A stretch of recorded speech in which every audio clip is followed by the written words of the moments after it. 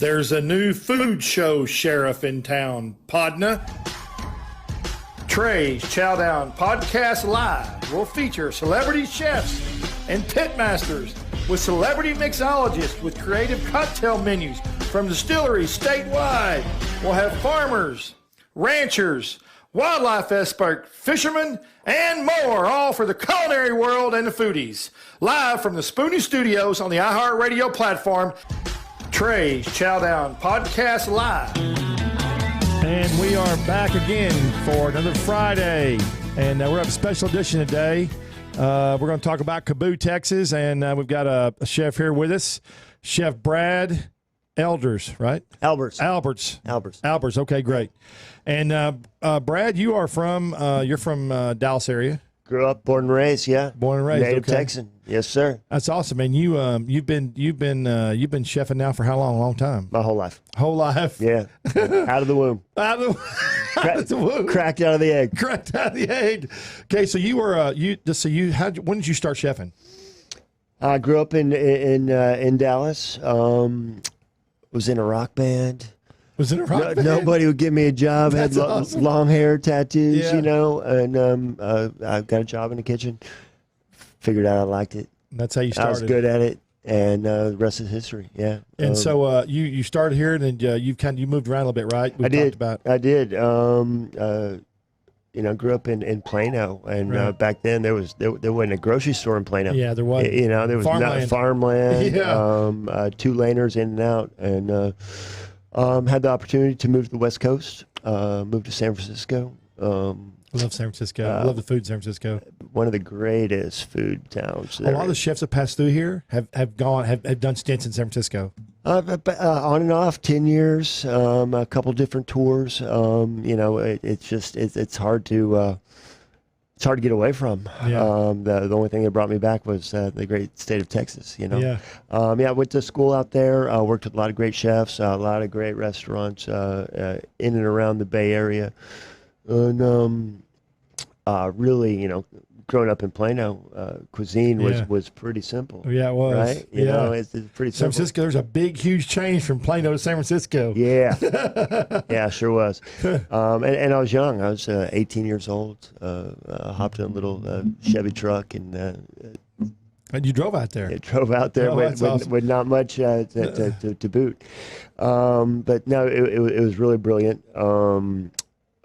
Went to the California Culinary Academy, downtown San Francisco. Lived in the Tenderloin, which is a pretty rough part of town because that was all I could afford. Yeah. And I worked with some really brilliant chefs,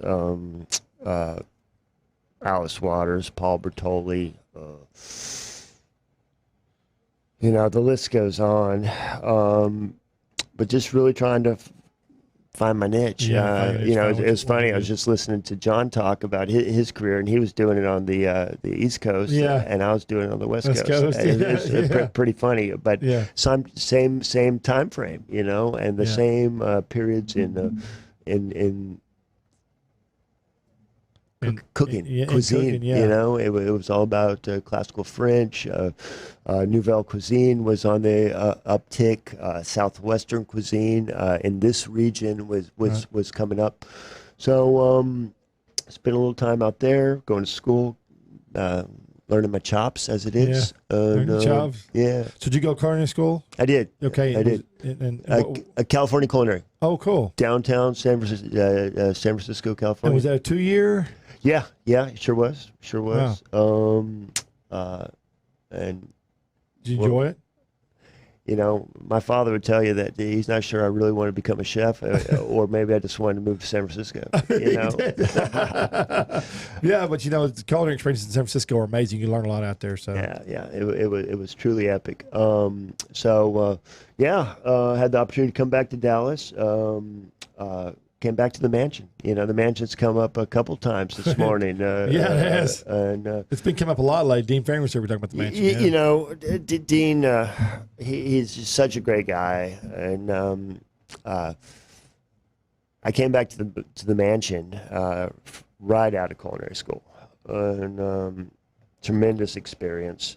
Back then, it was just the heyday. You know, it was Yeah. the who's who of Dallas, who's who of the universe per Right. se. Right. You know, and once again, I was still wet behind the ears, Right. 19, 20 years old, and just doing it.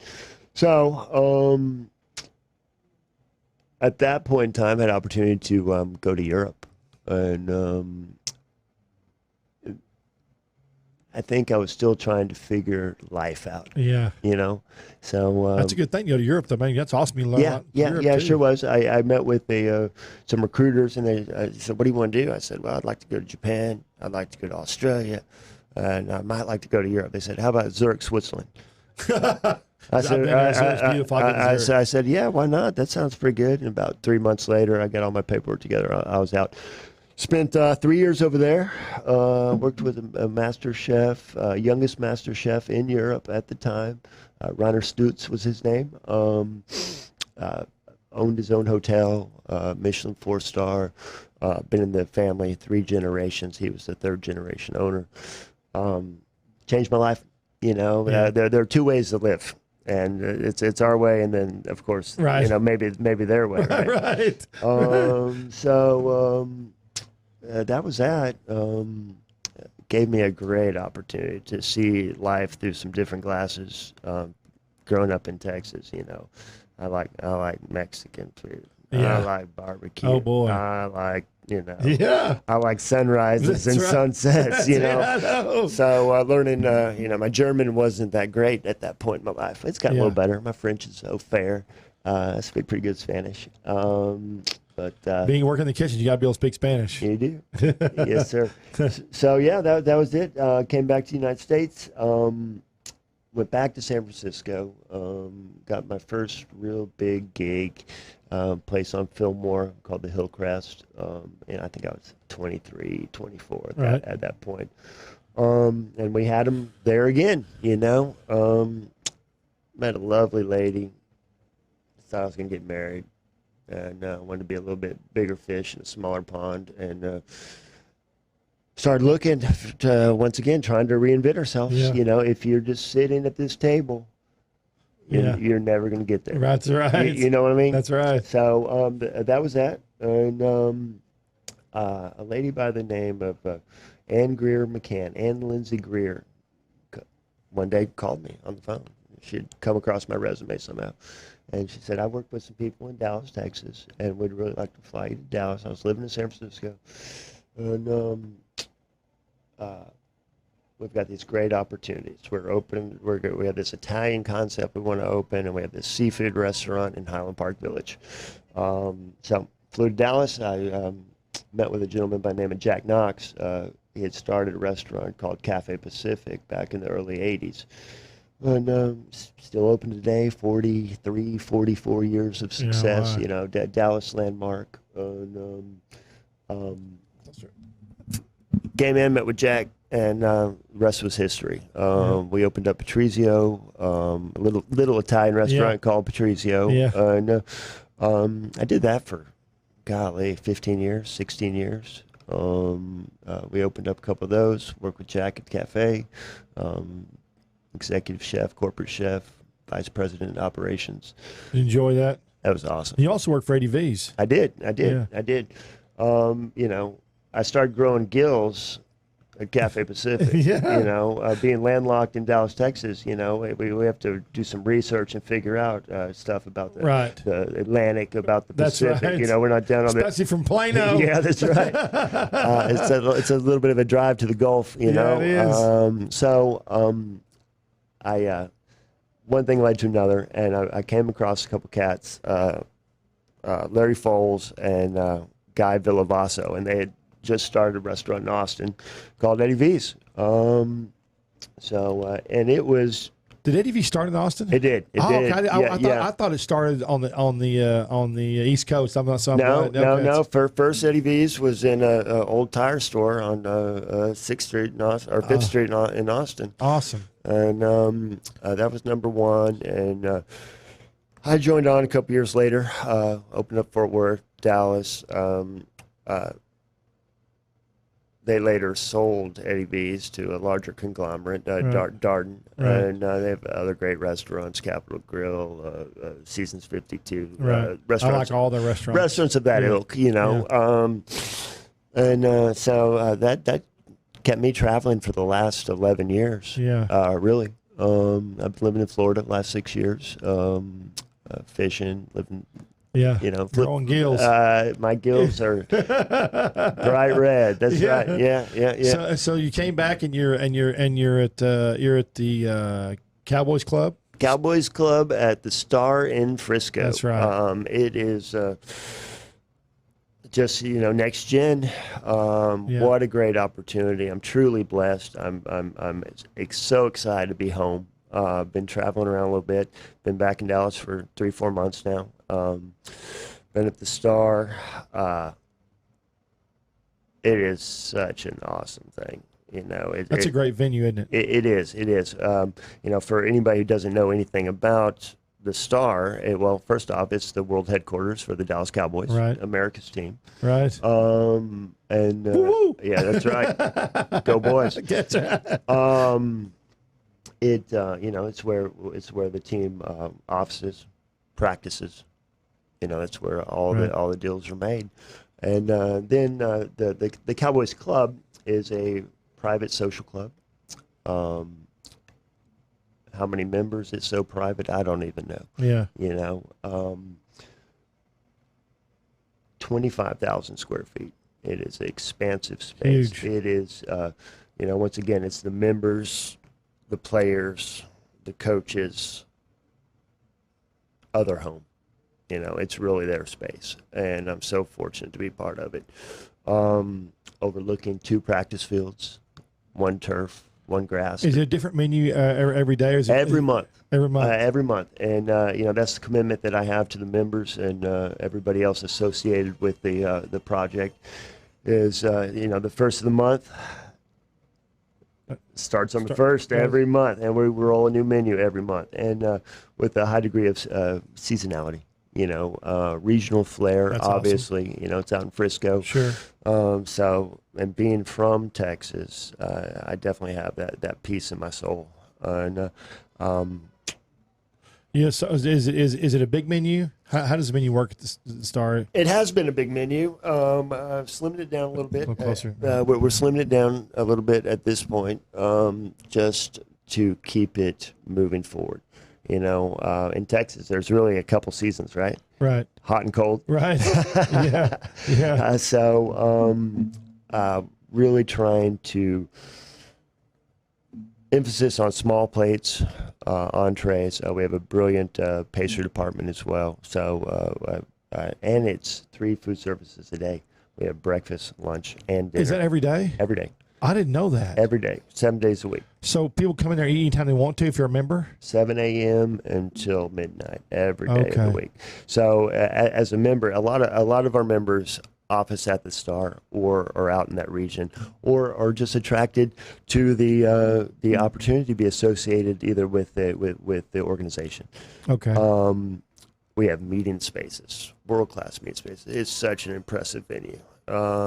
Charlotte Jones, Jerry's daughter, in correlation with Stacy Bowers, my partner, designed the space. I mean, it's 25,000 square feet. The bar and lounge overlooks the 2 practice fields. Wow. Beautiful. The best sunsets in North Texas, up on the 2nd floor. So do they use that also when they're not playing? I mean, that's what their practice every day? Yeah. Okay. Yeah. So something goes on there every day, I guess. People ask me all the time, do the players hang there? Well, yes, they do. Does Jerry come through? Well, yes, he does. Are the coaches there? Every day. It's just one big family. Yeah. It is a privilege to be part of it. Is the menu go from steak to fish to is it Italian? It's funny with my repertoire and my history. I'm a seafood guy. There's no bones about it. I'm 25 years in. Yeah. I got my master's captain's license. I actually own some fishing boats. But emphasis on quality. First and foremost, we've got a prime steak program that would knock anybody's socks off. and that area is pretty steak centric. John was just on here talking about knife. We got D. Lincoln's right across the street from us. Great partners. They're right there in the Star Complex.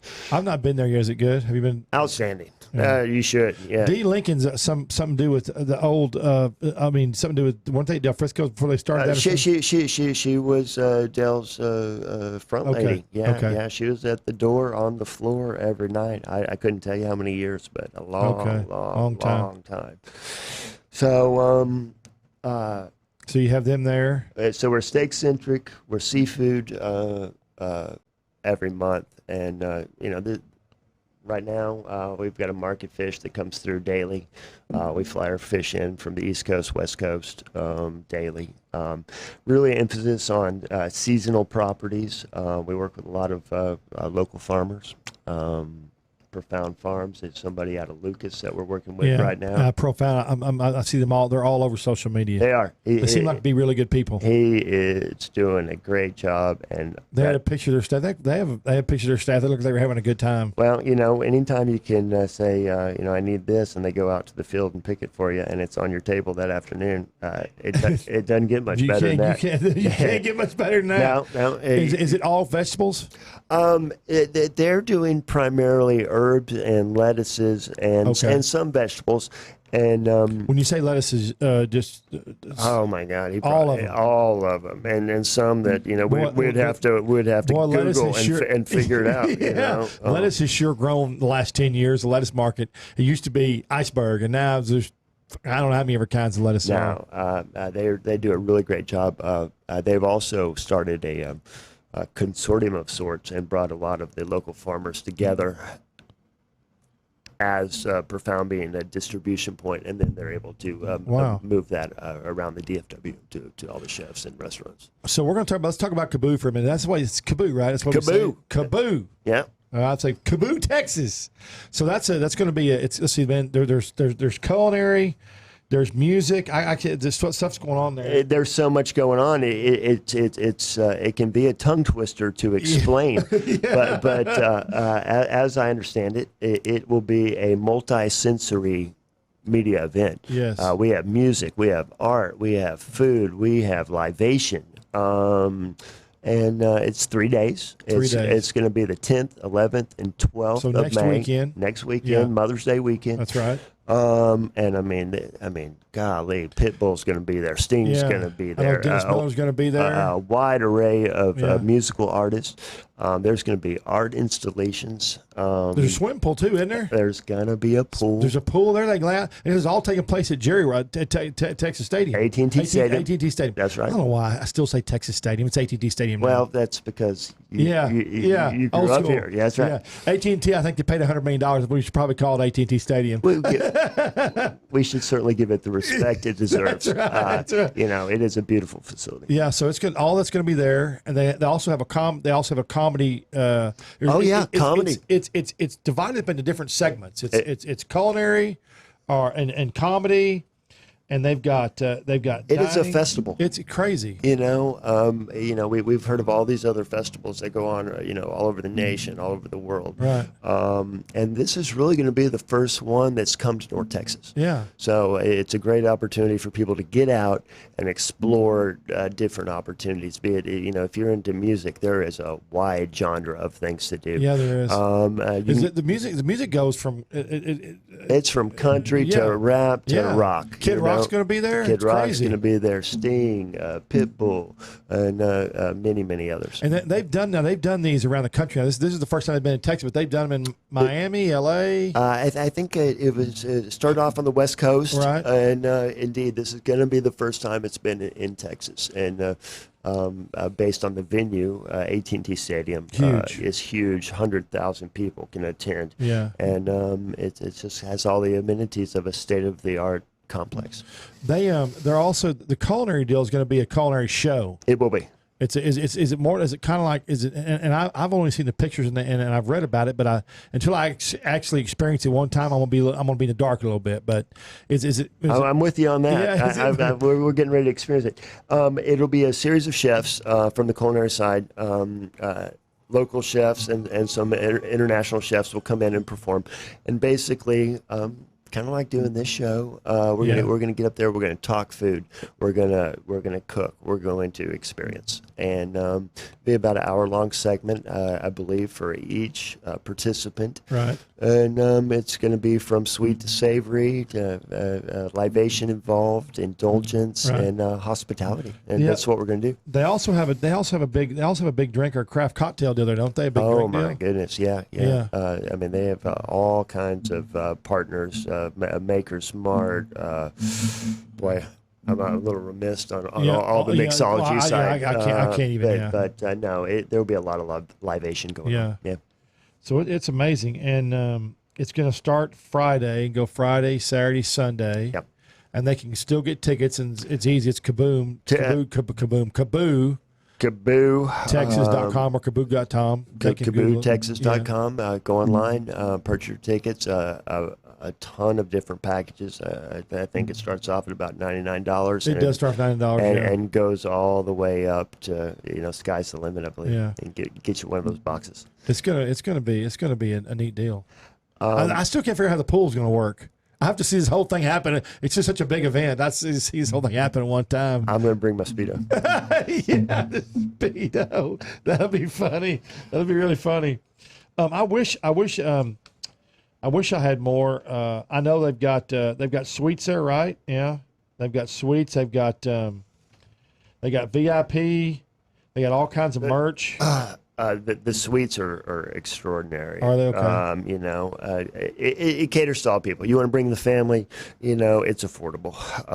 If you want to plan an outing as a team building experience for your business or whatever, you could bring the whole team and get a suite or tailor make a package and really take it to the next level. To the next level. Yeah. I was there's art there too. I can't. I was looking. I was trying to see what the art. You know what kind? You know what art is? Do you know exactly? You're like me. You haven't seen either. I know you're still in the dark too. Because this is going to be your first year too. But it's going to be a first for North Texas, and I think that's truly the exciting part of it. That we can bring such an amazing show to this region. Right. That'd be great. A multifaceted. Program. We've never done it. Where you can get all the experiences in one spot. That's right. Food, drink, art, pool, comedy, music. I can't wait for the comedy side. I know, that's gonna be great, isn't it? Yeah. They have a lot of comedians going to show up. All right. So do you know what kind of food you're going to have there? They've talked about the food at all? Well, what I'm doing, I can give you a little snippet. Yeah, let's do that. Being Mother's Day weekend, we're going to prepare a feast. And it's be an hour-long segment. We're going to bring a team of people. We're going to start off mild. We're going to go wild. And everything you want to do for mama. Everything you want to do for mama? Everything you ever want to do for your mother on Mother's Day. And we're going to talk about why and how. And that's what we're going to do. That's cool. And who are you paired? There's your two chefs per each one. It's just going to be me and my team per show. Per show. And the idea is to I believe there's going to be a panelist series of people there involved, question and answer, Q&A, and then it'll be going live on the TVs and jumbotrons and everything else that social media has to offer these days. So it's going to be pretty exciting. It'll be a live Food Network program. That's my goal is to start off, and we're gonna start off here. We're gonna talk about small plates, salads, regional seasonality. And that's I'm pretty passionate about supporting the local guys. And we're going to take it to the next level. Well, we got to support the local. We have to support the local people. Absolutely. That's just part of it. I mean, absolutely. You can't, this is where we live. This is where we eat. Yeah. Live, eat, work, sleep, play. That's it. Listen to comedy. Indeed. It's going to be a neat deal. So that's Kaboo. Let me get this thing right here. I've got to read it because I just can't remember it all. Yeah. There's a lot to take in, and it's going to be interesting. I hope they give me a map and a playbook. Yeah. Because you're going to have to fast track to really take it all in. All right, guys, we're going to go to a break here for a few minutes, and we'll be back in about 3 minutes. Go to Kaboo.com, Kaboo, Texas.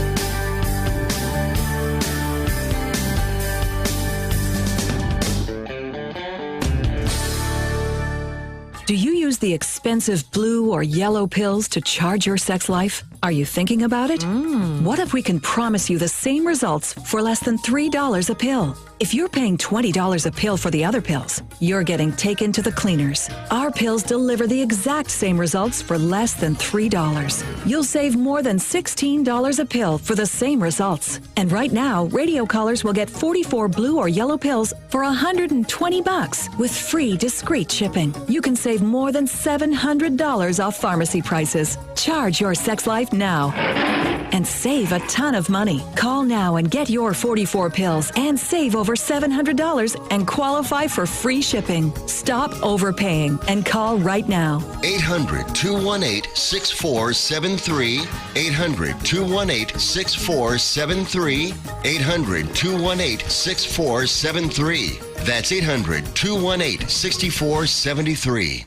Dr. Ken Brown here, host of Gut Check Project with my co-host Eric Rieger. I've seen in my practice that Atrantil is a whole lot more than just a bloating product. Yes, it does a whole lot more than just fix bloating because of the polyphenols that you find in Atrantil. What are some of the things that these polyphenols do, Eric? These polyphenols can help you have more energy, and polyphenols are great for athletes. It sounds like it's going to help a whole lot more people than just bloating. Go to lovemytummy.com/Spoonie.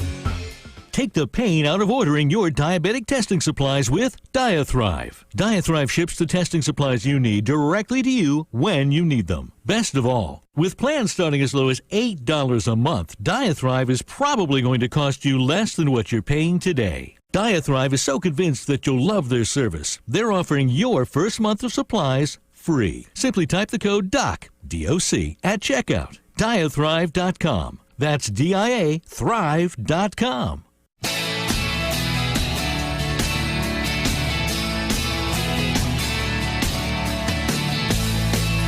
And we are back for another 25 to 30 minutes of Trey's Chow Down Live with Chef Brad. We're going to talk a little bit more about what goes on at the Dallas Star and what goes on about life and being a chef. You ready? Yeah, man. All right, man. All right, so let's talk about it. So what got you? We talked when we started off. I didn't ask you this. What was the motivating factor for you to be a chef? Did you want to do it? Absolutely. Or did you, okay. Yeah. Growing up, my mother would burn water. She'd burn water? She could burn water. And so, it was one of those things on necessity. I started cooking at an early age and liked it. It was just I naturally gravitated towards it. And my family were ranchers just west of here in Glenrose, a little place called Glenrose, Texas. No, Glenrose very well. So, I grew up, I was really fortunate. Grew up in the city in Dallas, and then every weekend we'd go to the farm. And my grandmother, however, was a phenomenal cook. She grew up on this property, and they had an orchard, they had a garden, they had chickens, they had cows, they had the Pluxee River running through the property. And so, very sustainable family. So, I think she went to town about once a month. For some reason, grandmothers back then could always cook. Yeah, she was about this tall and fiery, and really could put it down.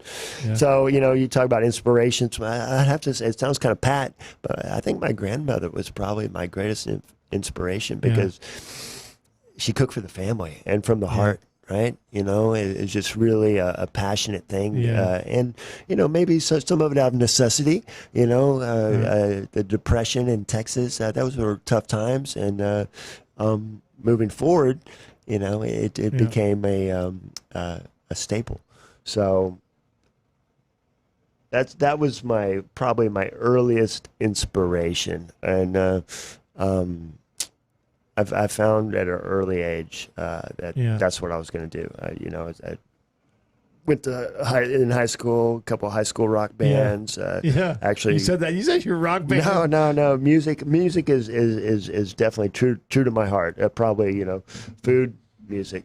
Yeah, maybe a couple other things too. I don't know who has more tattoos these days, chefs or rock stars. I don't know which one it is. Yeah, well, maybe a little both. Yeah, well, if it was easy, everybody would have them, right? That's right. Yeah. Well, chefs are a little more used to pain than rock stars are. Like, you get burned, cut, stabbed in the kitchen. You know how that works. I agree. I do.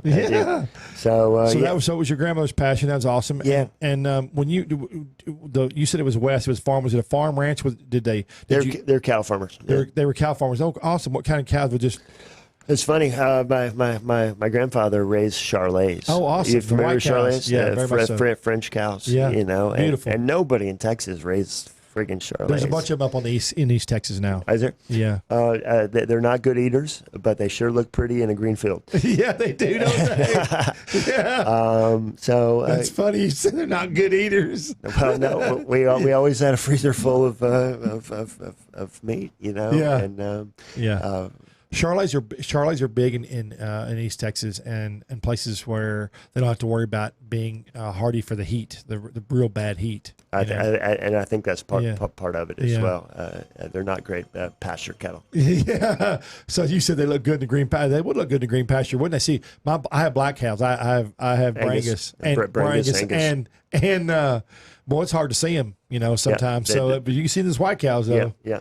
Well, at the restaurant, talking about steaks and farms, we do something really cool at the Cowboys Club, and our steak program, it revolves around a genetically pure Texas Black Angus. I was just fixing that. I was going to talk to you about your steak program. That's good. It's pretty neat. We have partnered with a couple different folks. Started off probably, 10, 12 years ago. Gentleman by the name of Dwight Hartley. He's got a big ranch, the Hartley Ranch, out of Stephenville, Texas, which is just a little bit further west of Glenrose. He's got one of the oldest lines of Black Angus cattle in Texas, genetically pure Black Angus. And so the Black Angus... For people that don't understand, nowadays the cattle business is all about genetics. Absolutely. It's totally changed the last 20 years. It's all about genetics. That's why I do our bulls. We genetically test them, and if they're not good, we kick them out. We don't use them at all, and we send them to market. So it's a genetic business now, and that's how the beef has become so good. So go ahead and figure that's right. Not all cows are created equally. No. We're not going to be serving Charolais at the Cowboy Club. No, you're not. No. As a matter of fact, I don't know anybody that serves Charolais. What do you serve? Charolais? I don't know. No, it's not going to be a good selling point. No, it's not. It is not. No. So how's the program? Tell me how the program works. Well, it's pretty awesome. We have this genetically pure Black Angus. Right. It's Texas cattle, and they've partnered with a company, a gentleman by the name of Fred Lentz, Meats by Lentz. They're based in Chicago. Right. And Fred is a third-generation meat guy. Chicago Stockyards took it over from his grandfather. Awesome. And Dwight and he partnered up about 12 years ago. And since then, Fred has bought a series of farms, 2 in Indiana, 1 in Iowa, right up in the grain belt. So what we're doing is we're moving this cattle from Texas up to the grain belt, fatten them up, and then they're going on to slaughter. So once again, a lot of people think all cows are created equally. You go to the grocery store, you buy a steak, and if you don't cook it well, then you just didn't cook it well. Right. That's not necessarily the case. No, it's not the case. You got to start off with the best.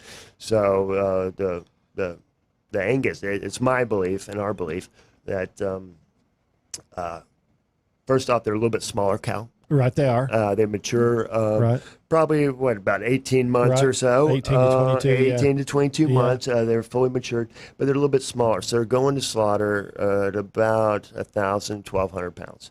So what that does is it gives you a little bit nicer steak, in my opinion. You have a little bit smaller musculature. Consequently, you have a little bit thicker ribeye. You know, we like that cowboy cut ribeye. Yeah, you do. We like that big tomahawk steak. Yeah. And, You know what? Hang on. I think the tomahawk craze going on right now is more for show because most people can't eat that whole thing anyway.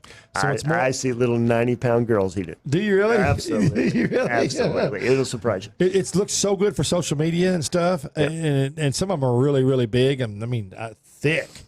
So you know, it's a great share thing too. You and I could get one and slice it up, and we could probably tear it up. So what all steaks are on the menu there? Probably our steak would be the bone-in fillet. We serve a 16-ounce bone-in fillet, 8-ounce petite fillet, 22-ounce cowboy ribeye, and then I have a dry-aged tomahawk as well. Cowboy ribeye important? Well, it is to me. It is to you. Yeah. No, it is to me. You know, I like a good bone-in steak.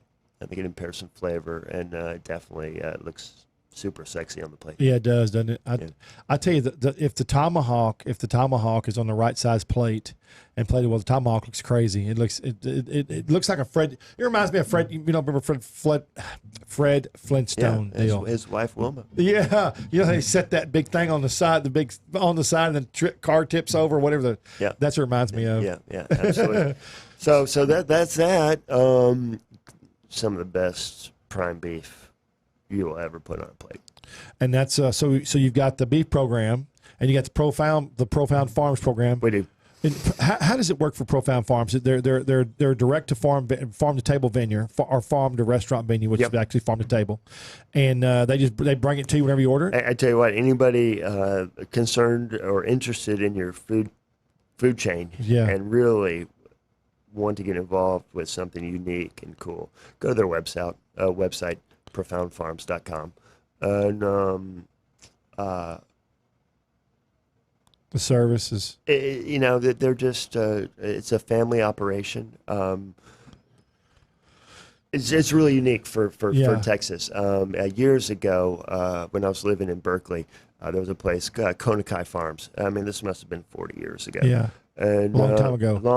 You know, that's it wasn't Berkeley where the was it the Hillside Stringer? No, what was in Berkeley? One of those crazy serial guys that lived in Berkeley anyway. Yeah. Go ahead. It wasn't. No, I know what I didn't do it. No, I know it wasn't you, dude. No. Well, so years ago when you were living in Berkeley, were they doing it out there? They were doing the same thing 40 years ago, but not with the technology that we have today. Right. And I mean, when you can pick up the phone and say, you know, I want X, Y, and Z, and they go out and pick it, and it's there by 2 o'clock and on the table by 3 o'clock, and the quality is unsurpassed. And just, you know, a head of bib lettuce, you know, tonight when you're on your way home, stop at, you know, your grocery store. And I love bib lettuce, by the way. And look at it. Bib's got a little buttery texture to me, doesn't it?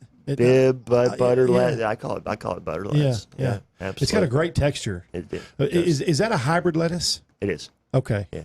So I'm not going. I'm just curious. We're going down the rabbit hole. Yeah, can we? Yeah, bib lettuce, iceberg. What an array of romaines. Okay, there's different romaine lettuces. There are baby Jim. I guess that would be he said going down a rabbit hole. That's funny. That's kind of what's because it's a big rabbit hole, isn't it? That's a big one. It's deep. It is. So they do a lot. So Bib's a micro. What other lettuces? What's your most popular lettuce nowadays? We do. I give Profound really a complete autonomy because my goal is to have the freshest. Okay. Whatever is looking the best in their garden. That's what they bring you. That's what they bring me. And I really have given them carte blanche to say, you know, and we call it, you know, garden select, farmer's choice, and in doing so, we're bringing just the highest quality. So you do your beef that way to the table. You do your vegetables that way. Now your fish. We do. We partner with several different fish houses around the nation. And that's and all your stuff. I know it's flown in overnight. Do you do oysters? We do. Okay. We do.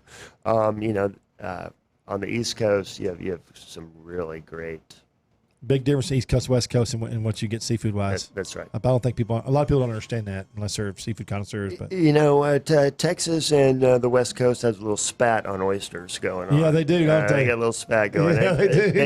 They need to get over that. I know Because there's some good oysters. You can look at it two ways. You can look at it too. You can look at it as not a good or good because we're right. Texas is right in the middle, so you can get stuff from East Coast, you get stuff from the West Coast. Yeah. And have it here. I have it here the next day. Yeah. Do you talk to the actual boat people? You have the supplier you use. He gets it before he goes fresh. It's funny being in Florida the last 6 years. I got off the phone with one of my captains just last night, and he's been out at sea for the last 10 days. Came home with 7,000 pounds of grouper, 4,000 pounds of red snapper, and we were just kind of talking turkey last night. So I try to stay real close to that. Close you can, yeah. I'm back in Dallas, but no, there's some great seafood houses out there. Steve Conley out of Boston, Foley's Fish House out of Boston, just to name a few. If you want to be the best, give those guys a call. They can take care of you. I travel around a lot.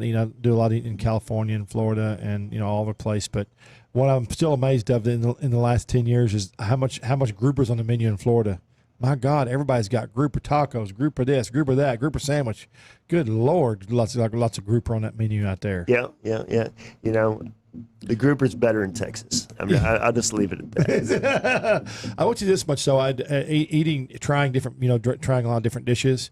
I realize that there's lots of restaurants that don't turn it over like they should, and I can tell right away just with one bite if it's fresh or not. If it sits more than one day, it gets that real fishy flavor to it. It's just nasty to me. You should not ever be able to smell fish. I never. Fish is not fishy. No. If it's fishy, then there's something wrong. We had a chef here, a month ago, Clint. It was was a chef at a big resort in Wyoming or Montana somewhere, and he was talking about go walk through the grocery stores here, and he said, "You smell fishy. You're not supposed to smell fish. Fish is not fishy." Dr. Phil, you know who that is, right? Yeah, Dr. Phil. Dr. Phil told me many years ago. He said, you can't make chicken salad out of chicken shit. No, you can't. No, but people, I think people have that preconceived notion in their head that fish is fishy, and it's not, depending on what you eat. Unless there's something wrong, it's old or set somewhere too long. Poorly handled. That's a PC way of saying it. Poorly handled. Well, there's a lot of moving parts. If we're in Dallas, Texas, right, and you're bringing in grouper per se from Madeira Beach, Florida, right, those boats go out for a week, 10 days at a time. Right. They're catching probably 1,000 pounds a day. Yeah. They're carrying ice on the boats. They're processing. They're storing those fish out there at sea in various conditions, right? Right. And it's all about ice. Right. It's all about love and ice. Storage, and how you're handling that fish. The average water temp in the Gulf of Mexico is probably 70 degrees. Right. And you bring a 70-degree fish out of the water, you need to get it chilled down as quickly as possible. Yeah. And then get it to market as quickly as possible. And in doing so, you can really have some world-class fish. Yeah. Makes a big difference, doesn't it? It sure does. So let's switch gears here a minute. So what is I know you work a lot, but when you're not working, what is your favorite thing?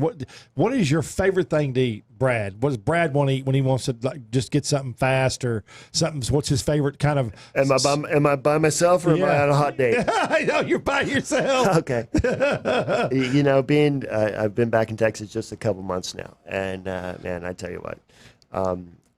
Coming over to the studio this morning, I live in Dallas. I was driving to Fort Worth, and I saw the Fort Worth skyline. I've spent several years in Fort Worth. Yeah, because I opened Eddie V's in Fort Worth. And love Fort Worth, by the way. I live in Dallas, but I don't think there's any reason to have a grudge match going on.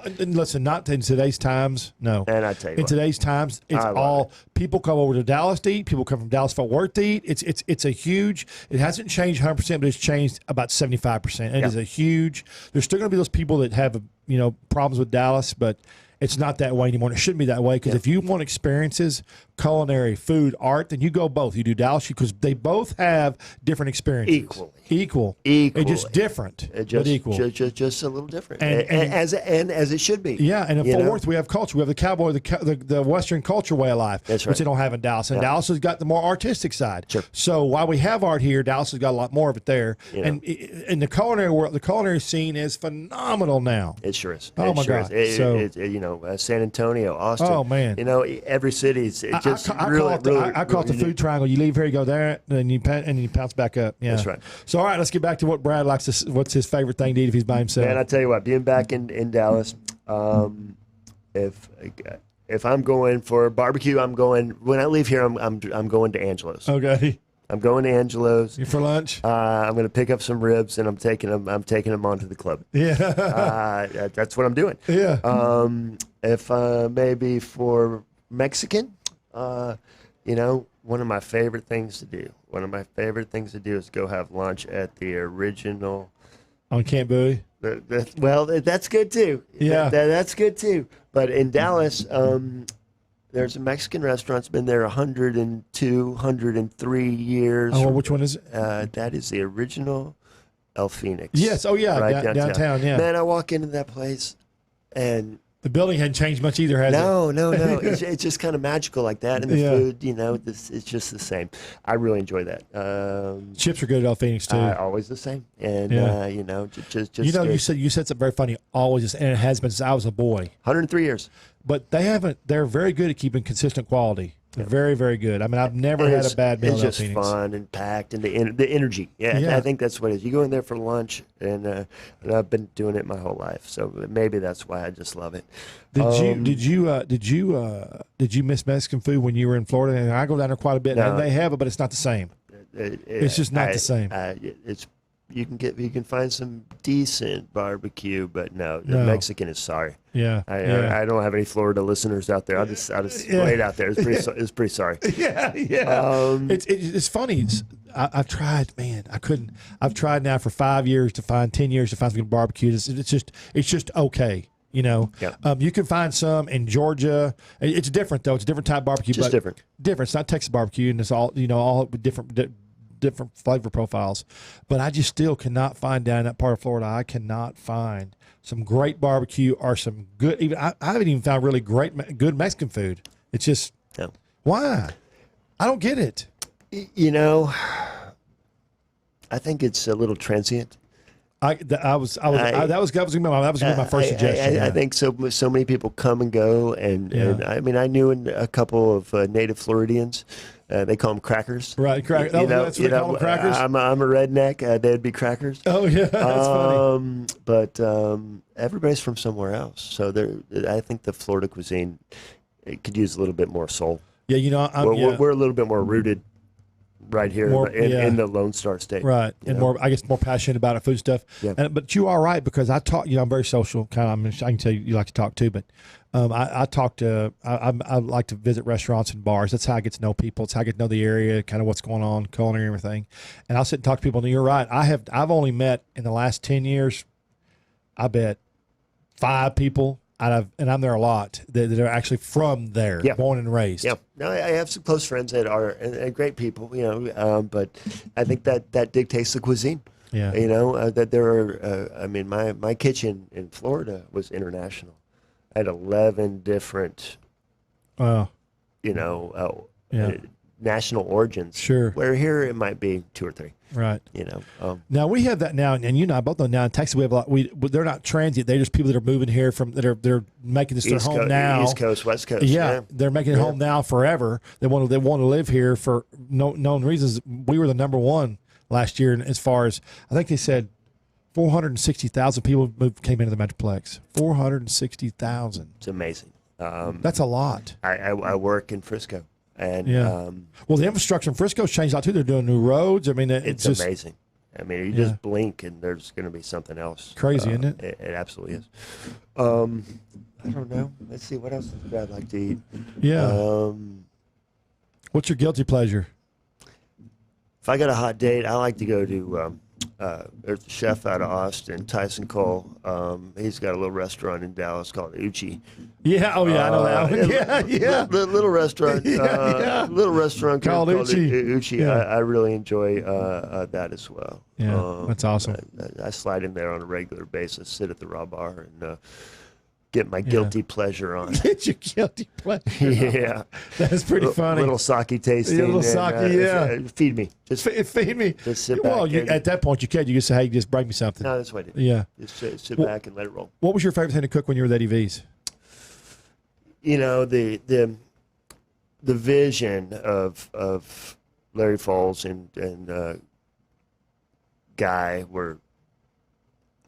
It was just about quality. Yeah. You know, if it wasn't the best, it wasn't good enough. And from a seafood standpoint, that's the perspective you have to maintain. Oh yeah, it has to be. It just has to be. And if you want to be the best, don't do what everybody else is doing. And any one particular dish, it's hard to say because there were so many, and we kept that menu really evolving consistently as well. So you've only been back here 4 months? Yeah, a couple months. Wow, so you've been Star. So you're kind of getting rolling Star, kind of just getting to know my new family. Yeah, it's truly exciting point in my career. Is it 7 days a week there? It is. It is. We do brunch on Sundays, but it's breakfast, lunch, and dinner 6 days a week. So when do you get days off? Have you had a day off yet? What's that? yeah, that's what I was going to say. Bingo, that's what I was going to say. That's a bingo. Yeah, what's a day off? Yeah. You know, but that's all. That's in the restaurant business, period. Like John said, you don't have a day off. It's our home. You know, we treat it as a family. I've said for many, many years, I spend more time with my team, my management team, my culinary team, than I do my wife, my son, my mother, my father. I guess you have a really nice kitchen there. Unsurpassed. Well, you went blank on me like, yeah, I got a nice kitchen. Yeah. You know, it is definitely a privilege and an honor to be associated with the Dallas Cowboys. Who designed their kitchen? Was it a designer or was it a chef? I believe it was Chef Orazio who designed the kitchen, and he has since, I believe he is a chef back in Tampa now. Oh my gosh, that's funny. You came here and he came. There is some irony there, yeah. That is crazy. Yeah, but you know, for a 25,000 square foot facility, yeah, and we dine in all of it. We have member events weekly, you know. Just fun stuff, you know. Our Mardi Gras party was really that's awesome off the hook. Next week we're doing the Kentucky Derby. We have. Yeah, are you doing a big hat deal for the Derby? But you know, it will be just what you would expect a Derby party. A members only event. Members will come in, and it's our gift back to them for being part of it. You know, that's awesome. They have choices. And they can dine anywhere in which they choose, and they choose to be part of our family. So it's the only one in the world. Yeah, it is the only one in the world. And if Jerry's got his hands in, it's going to be the only one in the world. Period. You know, it's the greatest thing I've ever touched. So everybody, listen, we're gonna y'all are gonna have to check out Kaboo, Texas. I want you to go Kaboo. I want you to go to Kaboo, Texas, and check it out. It's going to be a great event, and it takes up all of pretty much AT&T Stadium. They're going to have a comedy area. They got a food area. They have an art area. They have a swim pool. They've got a comedy area. They have a music area. This map for this thing looks like a small city, Brad. It's basically they've brought Burning Man and Coachella, rolled them up into one bundle and brought them to AT&T Stadium. Yeah, it is going to be a sensory overload. You got the Ford Pegasus stage for music. You got the Coors Light Rowdy deal. Man, this is a Maker's Mark. Maker's Mark is what's doing. I guess Maker's Mark. Definitely, they're one of the sponsors. Yeah, they're one of the sponsors. Yeah, I guess they're a big sponsor because they're on the deal here. And now I don't even know if you know this question. Is culinary experiences all 3 days? It is. It is. Okay, all 3 days. Okay. It is. So all the stuff is happening at various times It will be, and it'll be scheduled out. I'm quite positive that once again there'll be a roadmap and scheduling and so forth. So plan your days wisely. If you're planning on attending 1 day, 2 days, or all 3 days. Choctaw's part of this deal too. It is unbelievable. It really is unbelievable. I'm excited about going for the first year and getting the lay of the land and kind of getting. It's always easier to promote something and talk about something when you go to it, attend to it one time. Sure.